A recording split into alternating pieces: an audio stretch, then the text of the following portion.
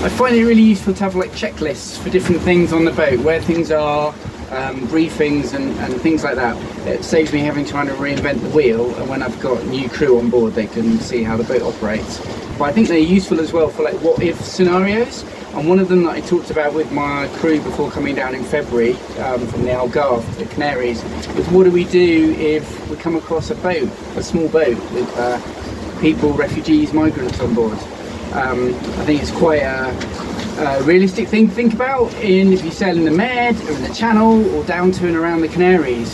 So this morning leaving Tenerife, there was I reckon about a 70-foot wooden boat full of like African guys being escorted in by search and rescue. Their motor was working. I don't know what state they were in, but they weren't being towed. But down in El Hierro a couple of weeks ago, you could see the big like launchers, the wooden boats that search and rescue had picked up, and you could see people being taken to the ferry to be looked after, like in Tenerife and mainland Spain.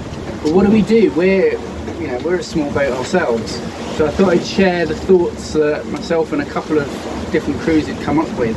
Because in the moment we come across a boat, so we're bound by the SOLAS convention, aren't we, the saving of lives at sea, but being a small boat myself, and if I'm on my own or with one other person, like, we've got to think about our own sort of safety and boundaries as well.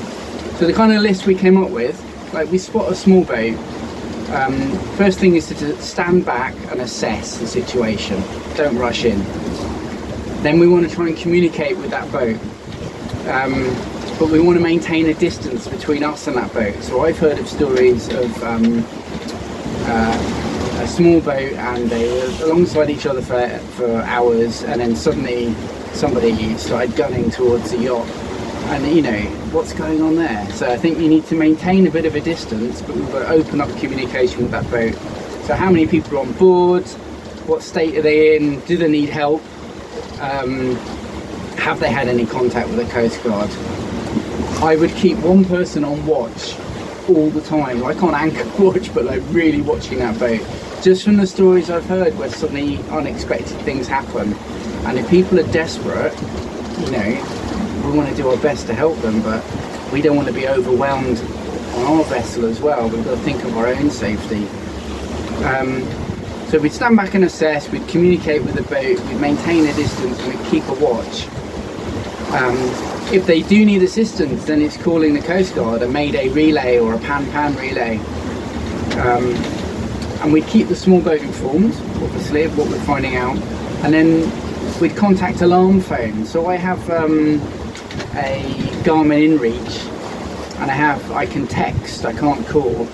And I've discussed this with my shore contact. If we came across a small boat, we'd contact AlarmPhone. So this is a network in Europe that helps if people are in trouble at sea. It helps coordinate with the Coast Guard often. In some places there are pushbacks and boats aren't helped.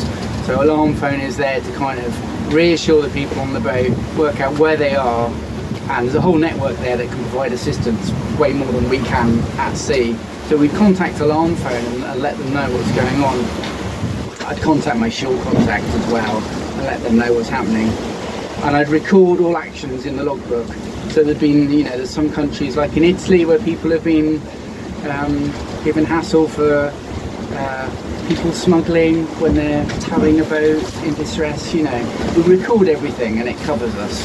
And one of my crew had a GoPro, so one of his ideas was to then stick that up and just record everything. And we'd think in advance about what we'd be willing to hand over to that small boat. So say we're quite offshore, like here we're in quite coastal waters, search and rescue would be out within 40 minutes, an hour and a half out here. We're halfway between Tenerife and Gran Canaria. But if we're further ashore and they need help, like what would we be willing to give over? So like, I've already thought like my handheld VHF, that could be very useful for them and to communicate between us. Got about 80 litres of spare water in 5 litre cans, depending on where we are and how long we're at sea, they might need that. And in my grab bag, also there's a first aid kit that can go, and there's quite a lot of emergency biscuit rations in there, they can go. So I think this is worth thinking about for all skippers and all boats. Like, what would we actually do?